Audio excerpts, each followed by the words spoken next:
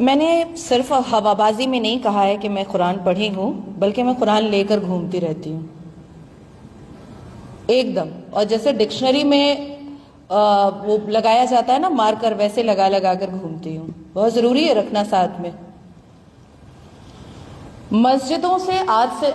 میں آج سے نہیں، پچھلے 77 سال سے ہندوؤں کو یہ بتایا گیا ہے کہ آپ کا بھگوان کوئی ہے ہی نہیں۔ اذان کی جب شروعات ہوتی ہے وہ ہوتی ہے اللہ اکبر اللہ اکبر، اللہ از موسٹ گریٹ۔ اس کے بعد پھر ہوتا ہے 2 بار اشہدو ان لا الہ، جس کو ہم شہادہ کہتے ہیں، اشہدو ان لا الہ، اشہدو ان لا الہ، اشہدو ان لا الہ۔ میں ٹیسٹیفائی کرتی ہوں، اور اسلام کے ماننے والے اس بات کو ٹیسٹیفائی کرتے ہیں کہ اس دھرتی پر، اس آکاش پہ کوئی بھی خدا ہو ہی نہیں سکتا ہے پوجنیے سوائے میرے اللہ اور میرے رسول کے۔ اس کے بعد آتا ہے حیا علی الصلاح، حیا علی الصلاح، آؤ نمازی نماز کو، حیا علی الفلاح، حیا علی الفلاح، آ جاؤ اور نماز پڑھو، اور لاسٹ میں آتا ہے لا الہ الا اللہ،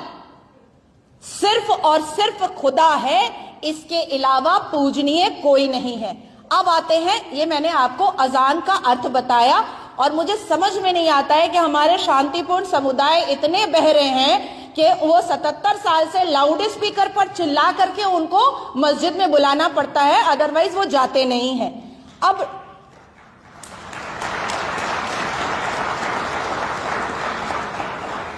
اب آتے ہیں نماز میں۔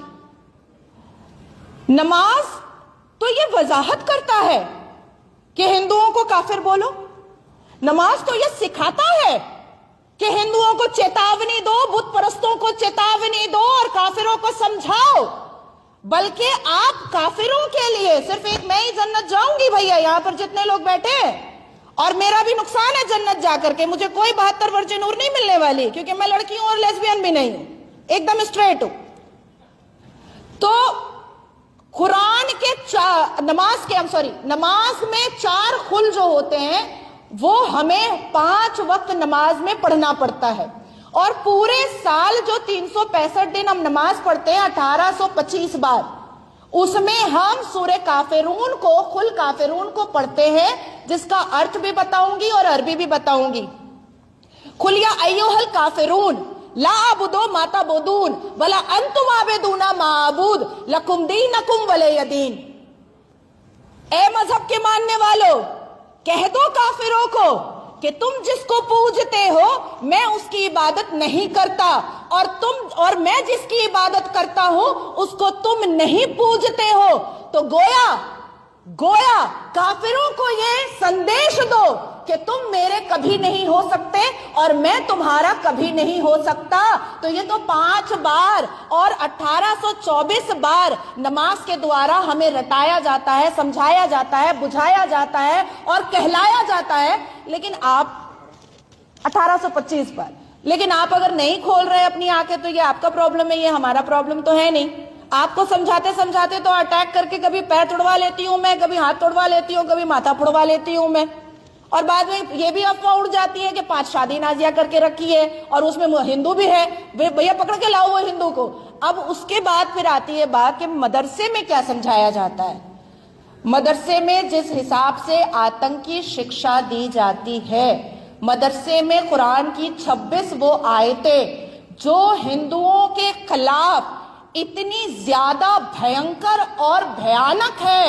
اس کو اگر آپ ارتھ کے ساتھ پڑھیں گے تو مجھے لگتا ہے کہ آپ بھائی چارہ بھول جائیں گے، اور آپ کو سمجھ میں آ جائے گا کہ 77 سال سے آپ کے یہ بھائی نہیں تھے، اور 1450 سال سے آپ کو صرف کاٹنے، مارنے، لوٹنے اور پھاڑنے کی کوشش میں ہی لگے ہوئے تھے۔ قرآن اس بات کی وضاحت کرتا ہے، قرآن اس بات کو کئی آیتوں میں بتاتا ہے، کئی سورتوں میں بتاتا ہے، کئی ورسز میں بتاتا ہے